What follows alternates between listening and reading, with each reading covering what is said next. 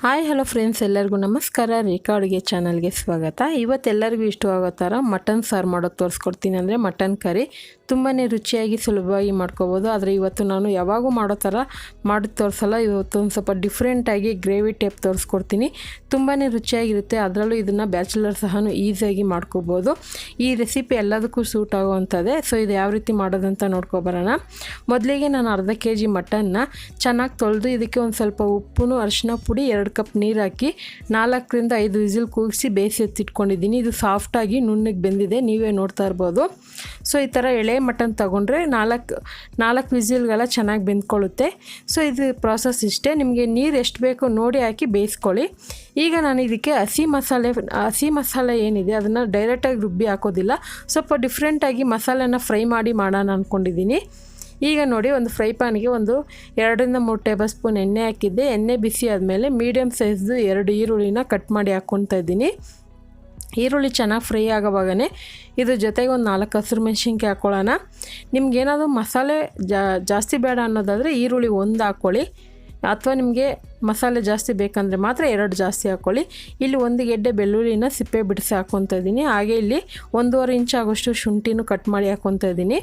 ಒಂದು 2 table spoon ಹಸಿ ತೆಂಗಿನಕಾಯಿ, ಇದು ಇದ್ದರೆ ಹಾಕ್ಕೊಳ್ಳಿ, ಇಲ್ಲಾಂದ್ರೂ ನಡೆಯುತ್ತೆ. ಒಂದು 6 ರಿಂದ 7 ಗೋಡಂಬಿ, 1 ಟೇಬಲ್ ಸ್ಪೂನ್ ಗಸಗಸೆ ಹಾಕ್ಕೊತಾ ಇದ್ದೀನಿ. ಇದೆಲ್ಲ ಹಾಕ್ಕೊಂಡು ಚೆನ್ನಾಗಿ ಫ್ರೈ ಮಾಡ್ಕೊಳ್ಳೋಣ. ಇಲ್ಲಿ ನಿಮಗೆ ಖಾರದ ಪುಡಿ ಬದಲು ನೀವು ಒಣಗಿದ ಮೆಣಸಿನ್ಕಾಯಿನೂ ಹಾಕಿ ಫ್ರೈ ಮಾಡ್ಕೋಬೋದು. ಮತ್ತು ಇನ್ನೊಂದು ಏನು ಟೇಸ್ಟ್ ಡಿಫ್ರೆಂಟ್ ಅಂದರೆ ಗೋಡಂಬಿ ಗಸಗಸೆ ಹಾಕ್ಕೊಂಡಿದ್ದೀನಿ. ಗೋಡಂಬಿ ನಿಮ್ಗೆ ಇಷ್ಟ ಇಲ್ಲ ಅಂದರೆ ಸ್ಕಿಪ್ ಮಾಡ್ಕೋಬೋದು, ಆದರೆ ಹಾಕಿದ್ರೆ ಆ ಕ್ರೀಮಿ ಟೆಕ್ಸ್ಚರ್ ಬರುತ್ತೆ, ಟೇಸ್ಟ್ ಕೂಡ ಡಿಫ್ರೆಂಟ್ ಬರುತ್ತೆ. ಈಗ ಇದೆಲ್ಲ ಫ್ರೈ ಮಾಡಿದ್ದಾಯಿತು. ಇದು ಪೂರ್ತಿ ತಣ್ಣಗಾದ್ಮೇಲೆ ಮಿಕ್ಸಿ ಜಾರ್ಗೆ ಹಾಕಿ ರುಬ್ಕೊಳ್ಳೋಣ. ನೋಡ್ತಾ ಇರ್ಬೋದು, ಇವಾಗ ತಣ್ಣಗಾದ್ಮೇಲೆ ಮಿಕ್ಸಿ ಜಾರ್ಗೆ ಹಾಕ್ಕೊತಾ ಇದ್ದೀನಿ.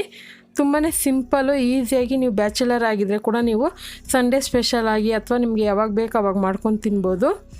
ಈಗ ಇದನ್ನು ನಾನು ಸ್ವಲ್ಪ ನೀರು ಹಾಕಿ ನುಣ್ಣಗೆ ರುಬ್ಕೊಬರ್ತೀನಿ. ಆ ಫ್ರೈ ಮಾಡಿದ್ನಲ್ಲ ಅದೇ ಫ್ರೈ ಪ್ಯಾನ್ಗೆ ಸ್ವಲ್ಪ ನೀರು ಹಾಕ್ಕೊಳ್ಳಿ, ಯಾಕಂದರೆ ಅದರಲ್ಲಿ ಮಸಾಲೆ ಕೂಡ ಅಂಟ್ಕೊಂಡಿರುತ್ತಲ್ವ, ಅದೆಲ್ಲ ಈಸಿಯಾಗಿ ಬಂದ್ಬಿಡುತ್ತೆ. ಈಗ ನೋಡ್ತಾ ಇರ್ಬೋದು, ರುಬ್ಬಿದ ಮೇಲೆ ಈ ಥರ ವೈಟ್ ಕಲರಲ್ಲಿದೆ ಕ್ರೀಮು. ಇದನ್ನೇ ನೀವು ಪೆಪ್ಪರ್ ಪುಡಿ ಹಾಕಿ ಖಾರದ ಪುಡಿ ಯೂಸ್ ಮಾಡ್ದಿರೇ ವೈಟ್ ಮಟನ್ ಕರಿ ಥರನೂ ಮಾಡ್ಕೊಬೋದು. ಅದರಲ್ಲಿ ನಾನು ಟೊಮೊಟೊ ಖಾರದ ಪುಡಿ ಎಲ್ಲ ಯೂಸ್ ಮಾಡೋದ್ರಿಂದ ನಾರ್ಮಲ್ ಕಲರ್ಗೆ ಬರುತ್ತೆ. ಈಗ ನಾನು ಒಂದು ದೊಡ್ಡ ಸೈಜ್ ಟೊಮೊಟೊನ ಕಟ್ ಮಾಡಿ ಇಟ್ಕೊಂಡಿದ್ದೀನಿ. ಚಿಕ್ಕದಾದರೆ 2 ತೊಗೊಳ್ಳಿ, ದೊಡ್ಡದಾದರೆ 1 ಟೊಮೊಟೊ ತೊಗೊಳ್ಳಿ. ನಾನು ಫಾರಮ್ ಟೊಮೊಟೊ ಯೂಸ್ ಮಾಡ್ತಾಯಿದ್ದೀನಿ. ಈಗ ಇದನ್ನು ರುಬ್ಕೊಂಬರ್ತೀನಿ. ಇವಾಗ ನೋಡ್ತಾ ಇರ್ಬೋದು, ಟೊಮೊಟೊ ಕೂಡ ಪೇಸ್ಟ್ ಆಯಿತು. ಇವಾಗ ಮಟನ್ ಕರಿ ಯಾವ ರೀತಿ ಮಾಡೋದಂತ ನೋಡೋಣ. ನೋಡಿ, ಸಪ್ರೇಟಾಗಿ ಒಂದು ಕಡಾಯಿಗೆ ಒಂದು 1/4 ಕಪ್ ಆಗೋಷ್ಟು ಎಣ್ಣೆ ಹಾಕ್ಕೊಂಡಿದ್ದೀನಿ. ಅಂದರೆ ಒಂದು 4 ಟೇಬಲ್ ಸ್ಪೂನ್ ಎಣ್ಣೆ, ಒಂದು 3 ಪಲಾವ್ ಎಲೆನೂ, ಒಂದು 2 ಏಲಕ್ಕಿ ಹಾಕ್ಕೊತಾ ಇದ್ದೀನಿ. ಎಣ್ಣೆ ಸ್ವಲ್ಪ ಲೈಟಾಗಿ ಬಿಸಿ ಆಗಿರೋವಾಗನೇ ಹಾಕ್ಕೊಳ್ಳಿ. ಫುಲ್ಲು ಐ ಫ್ಲೇಮಲ್ಲಿ ಇಟ್ಟು ಮಾಡೋಕ್ಕೋದ್ರೆ ಪಲಾವ್ ಎಲೆ ಏಲಕ್ಕಿ ಅನ್ನೋದು ಸೀದೋಗುತ್ತೆ. ಇವಾಗ ರುಬ್ಬಿರೋ ಅಂಥ ಪೇಸ್ಟ್ ಹಾಕ್ಕೊತಾ ಇದ್ದೀನಿ. ಯಾಕಂದರೆ ಇದನ್ನು ತುಂಬ ಹೊತ್ತು ಫ್ರೈ ಮಾಡೋದು ಬೇಕಾಗೋದಿಲ್ಲ, ಯಾಕಂದರೆ ನಾವು ಆಲ್ರೆಡಿ ಫ್ರೈ ಮಾಡಿ ರುಬ್ಬಿರೋದ್ರಿಂದ ಅದರಲ್ಲಿ ಹಸಿ ಸ್ಮೆಲ್ ಏನಿರೋದಿಲ್ಲ. ಇನ್ನೊಂದು ಏನಂದರೆ ಟೊಮೊಟೊನ ಮಾತ್ರ ಹಸಿಯಾಗಿ ರುಬ್ಬಿದ್ದೀರಲ್ವ, ಸೊ ಅದನ್ನು ಮಾತ್ರ ಸ್ವಲ್ಪ ಫ್ರೈ ಮಾಡಬೇಕಾಗುತ್ತೆ. ಈಗ ಇದನ್ನು 1 ನಿಮಿಷ ಫ್ರೈ ಮಾಡಿದ ಮೇಲೆ ಸ್ಪೈಸಸ್ಗಳು ಹಾಕ್ಕೊಳ್ಳೋಣ. ಇಲ್ಲಿ ಖಾರದ ಪುಡಿ 1 ಟೇಬಲ್ ಸ್ಪೂನು, ಜೀರಿಗೆ ಪುಡಿ ಅರ್ಧ ಸ್ಪೂನು, ಮತ್ತು ಮಟನ್ ಮಸಾಲ ಪೌಡರ್ ತೊಗೊಂಡಿದ್ದೀನಿ, ಅದು 1 ಟೀ ಸ್ಪೂನ್ ತೊಗೊಂಡಿದ್ದೀನಿ. ಧನಿಯಾ ಪೌಡರ್ 2 ಟೇಬಲ್ ಸ್ಪೂನ್ ತೊಗೊಂಡಿದ್ದೀನಿ. ನಿಮ್ಮ ಹತ್ರ ಮಟನ್ ಮಸಾಲ ಪೌಡರ್ ಇಲ್ಲ ಅಂದರೆ ಗರಂ ಮಸಾಲ ಕೂಡ ಯೂಸ್ ಮಾಡ್ಕೋಬೋದು. ಅದೇ ಮಟನ್ ಮಸಾಲ ಅಂದರೆ ಎಲ್ಲ ನಿಮ್ಮ ಮನೆ ಹತ್ರ ಇರುವಂಥ ಅಂಗಡಿಗಳಲ್ಲಿ ಈಸಿಯಾಗಿ ಸಿಗುವಂಥದ್ದೇ. ಸೊ ಅದಕ್ಕೋಸ್ಕರ ಇವತ್ತೊಂದು ಡಿಫ್ರೆಂಟು. ಹಾಗೆ ಇಲ್ಲಿ ಒಂದು ಅರ್ಧ ಟೀ ಸ್ಪೂನ್ ಅರಿಶಿನ ಪುಡಿನೂ ಹಾಕ್ಕೊತಾ ಇದ್ದೀನಿ. ಸೊ ಮಟನ್ ಮಸಾಲದಲ್ಲಿ 2 ಥರ ಸಿಗುತ್ತೆ, ನಿಮಗೆ ಯಾವುದಾದ್ರೂ ಯೂಸ್ ಮಾಡ್ಕೋಬೋದು. ಅಂದರೆ ಮಟನ್ ಫ್ರೈ ಪೌಡರು ಸಿಗುತ್ತೆ, ಮಸಾಲ ಪೌಡರು ಸಿಗುತ್ತೆ, ನೀವು ಯಾವುದಾದ್ರೂ ಯೂಸ್ ಮಾಡ್ಕೋಬೋದು. ಇದೆಲ್ಲ ಹಾಕಿದ ಮೇಲೆ ಒಂದು 2 ರಿಂದ 3 ನಿಮಿಷ ಚೆನ್ನಾಗಿ ಫ್ರೈ ಮಾಡಿದ್ದೀನಿ. ನೋಡ್ತಾ ಇರ್ಬೋದು, ಕಲರ್ ಕೂಡ ಚೇಂಜ್ ಆಗಿದೆ. ಈಗ ಇದಕ್ಕೆ ರುಬ್ಬಿರೋಂಥ ಟೊಮೊಟೊ ಹಾಕ್ಕೊತಾ ಇದ್ದೀನಿ. ಟೊಮೊಟೊ ನಿಮಗೆ ಹುಳಿ ಫ್ಲೇವರ್ ಬೇಕು ಅಂದರೆ ಮಾತ್ರ ಹಾಕ್ಕೋಬೋದು, ಇಲ್ಲಾಂದ್ರೂ ನಡೆಯುತ್ತೆ. ಸೊ ನಿಮಗೆ ಟೇಸ್ಟಿಗೆ ಯಾವ ಥರ ಬೇಕು ಆ ಥರ ಮಾಡಿ ನೋಡಿ, ಅದು ಕೂಡ ಚೆನ್ನಾಗಿರುತ್ತೆ. ಈಗ ಟೊಮೊಟೊ ಹಾಕಿದ ಮೇಲೆ ಇದನ್ನು ಚೆನ್ನಾಗಿ ಒಂದು 2 ನಿಮಿಷವರೆಗೂ ಫ್ರೈ ಮಾಡ್ಕೊಳ್ಳೋಣ. ಯಾಕಂದರೆ ಚೆನ್ನಾಗಿ ಅದು ಹಸಿ ಸ್ಮೆಲ್ಲೆಲ್ಲ ಹೋಗಿ, ನೋಡ್ತಾ ಇರ್ಬೋದು ಇವಾಗ ಸೈಡಲ್ಲೆಲ್ಲ ಎಣ್ಣೆ ಬಿಟ್ಟಿದೆ. ಸೊ ಮಿನಿಮಮ್ ಆದರೂ ಮಸಾಲೆ ಅನ್ನೋದನ್ನ ಒಂದು 5 ರಿಂದ 6 ನಿಮಿಷ ಹುರ್ಕೊಳ್ಳಿ, ಅಂದರೆ ಫ್ರೈ ಮಾಡ್ಕೊಳ್ಳಿ. ಆವಾಗ ಅದರಲ್ಲಿರೋವಂಥ ಹಸಿ ಸ್ಮೆಲ್ಲೆಲ್ಲ ಹೋಗಿ ಚೆನ್ನಾಗಿ ಟೇಸ್ಟ್ ಕೂಡ ಡಿಫ್ರೆಂಟ್ ಬಂದಿರುತ್ತೆ. ಇನ್ನೊಂದು ಆಪ್ಷನ್ ಏನಂದರೆ, ನೀವು ನೋಡಿ ಮಟನ್ಗೆ ಕಡಿಮೆ ನೀರು ಹಾಕಿ ಬೇಯಿಸ್ಕೊಬೋದು. ಅಂದರೆ ಗ್ರೇವಿ ನಿಮಗೆ ಗಟ್ಟಿ ಗ್ರೇವಿ ಬೇಕಂದರೆ ನೀರು ಕಡಿಮೆ ಹಾಕಿ ಬೇಯಿಸ್ಕೊಳ್ಳಿ. ಸ್ವಲ್ಪ ಸಾಂಬಾರು ಟೈಪ್ ಥರ ಬೇಕು ಅಂದರೆ ನೀರು ಸ್ವಲ್ಪ ಜಾಸ್ತಿ ಹಾಕ್ಕೊಳ್ಳಿ. ನಾನಿಲ್ಲಿ ಒಂದು 2 ಕಪ್ ಆಗೋಷ್ಟು ನೀರು ಹಾಕಿ ಮಟನ್ ಬೇಯಿಸಿ ಇಟ್ಕೊಂಡಿದ್ದೆ. ನೋಡಿ ಇನ್ನೊಂದು ಏನಂದರೆ ನಾನು ಮಟನ್ ಬೇಯಿಸೋವಾಗೇ ಉಪ್ಪು ಹಾಕಿದ್ದೆ, ಅದಕ್ಕೆ ನಾನು ಮಧ್ಯದಲ್ಲಿ ಎಲ್ಲೂ ಉಪ್ಪು ಹಾಕಿಲ್ಲ. ಖಂಡಿತ ನೀವು ಮಿಸ್ ಮಾಡಬೇಡಿ, ನಿಮಗೆ ಉಪ್ಪು ಎಷ್ಟು ಬೇಕೋ ನೋಡಿ ಹಾಕ್ಕೊಳ್ಳಿ. ಯಾಕಂದರೆ ನಾನು ಮಟನ್ ಬೇಯಿಸೋವಾಗೇ ಸ್ವಲ್ಪ ಹೆಚ್ಚಿಗೆ ಹಾಕ್ಬಿಟ್ಟಿದ್ದೆ, ಸೊ ಹಂಗಾಗಿ ನಾನು ಎಕ್ಸ್ಟ್ರಾ ಮತ್ತೆ ಉಪ್ಪು ಹಾಕಿಲ್ಲ.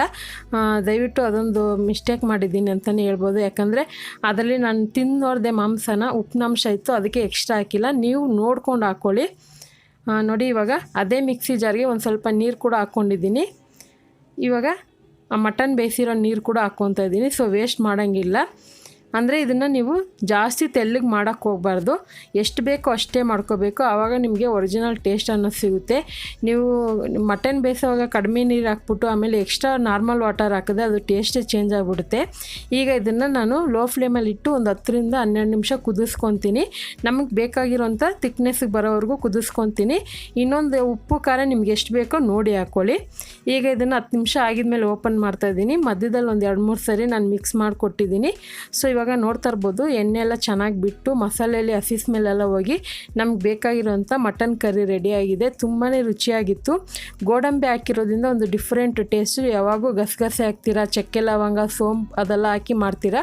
ಆದರೆ ಇವತ್ತು ನಾನು ಮಟನ್ ಮಸಾಲ ಯೂಸ್ ಮಾಡಿದ್ದೀನಿ ಮತ್ತು ಜೀರಿಗೆ ಪುಡಿ ಹಾಕಿದ್ದೀನಿ. ಡಿಫ್ರೆಂಟಾಗಿ ಮಾಡಿ ತೋರಿಸಿದ್ದೀನಿ. ಖಂಡಿತ ನಿಮಗೆಲ್ಲ ಇಷ್ಟ ಆಗ್ಬೋದು. ಸೊ ನಮ್ಮನೇಲಂತೂ ಈ ಮಟನ್ ಕರಿ ಮಾಡಿದಾಗ ಚಪಾತಿ ಪರೋಟ ಥರ ಮಾಡ್ಕೊಂಡಿದ್ರಿ. ತುಂಬಾ ರುಚಿಯಾಗಿತ್ತು. ಅದಕ್ಕಂತೂ ಮುದ್ದೆಗೂ ತಿನ್ಬೋದು, ಇದನ್ನು ನೀವು ರೈಸ್ಗೂ ತಿನ್ಬೋದು. ಕೊನೆಯಲ್ಲೇ ಕೊತ್ತಂಬರಿ ಹಾಕಿ ಇಳಿಸ್ಕೊತಾ ಇದ್ದೀನಿ. ಸೊ ನೋಡ್ತಾ ನೋಡ್ತಾ ಮಟನ್ ಮಸಾಲ ಕರಿ ಕೂಡ ರೆಡಿ ಆಯಿತು. ಖಂಡಿತ ಇವತ್ತು ತೋರಿಸಿರುವಂಥ ಈ ರೆಸಿಪಿ ನಿಮಗೆಲ್ಲ ಇಷ್ಟ ಆಗಿದೆ ಅಂದ್ಕೊತೀನಿ. ಸೊ ಹೇಳ್ದಂಗೆ ಇದನ್ನು ನೀವು ಮುದ್ದೆ ಜೊತೆಗೆ, ಅನ್ನ ಜೊತೆಗೆ ಮತ್ತು ಚಪಾತಿ, ಪರೋಟ, ಕುಲ್ಚಾ, ಬಟ್ರ್ ನಾನ್ ಎಲ್ಲದಕ್ಕೂ ಚೆನ್ನಾಗಿರುತ್ತೆ. ಸೊ ನೀವೇನಾದರೂ ಹೊರಗಡೆ ಫ್ರೆಂಡ್ಸ್ ಜೊತೆ ಹೋಗೋದಾದ್ರೂ ನೀವು ಸಪ್ರೇಟಾಗಿ ಮಸಾಲೆ ಎಲ್ಲ ರುಬ್ಬಿ ಎತ್ಕೊಂಡೋಗಿ ಈಸಿಯಾಗಿ ಕೂಡ ಮಾಡ್ಕೊಬೋದು. ಮತ್ತು ಹೊಸ್ದಾಗಿ ಮಾಡೋರು ಕೂಡ ಟ್ರೈ ಮಾಡ್ಬೋದು, ಚೆನ್ನಾಗಿರುತ್ತೆ. ಹಾಗಾದರೆ ಇವತ್ತಿನ ರೆಸಿಪಿ ಇಷ್ಟ ಆದರೆ ನೀವು ಮನೇಲಿ ಟ್ರೈ ಮಾಡಿ ನೋಡಿ ಯಾವ ರೀತಿ ಇತ್ತಂತ ಪ್ಲೀಸ್ ಕಮೆಂಟ್ ಮೂಲಕ ತಿಳಿಸಿ. ಈ ರೆಸಿಪಿ ಇಷ್ಟ ಆದರೆ ಈಗಲೇ ಒಂದು ಲೈಕ್ ಮಾಡಿ, ನಿಮ್ಮ ಫ್ಯಾಮಿಲಿ ಫ್ರೆಂಡ್ಸು ಕೂಡ ಶೇರ್ ಮಾಡಿ.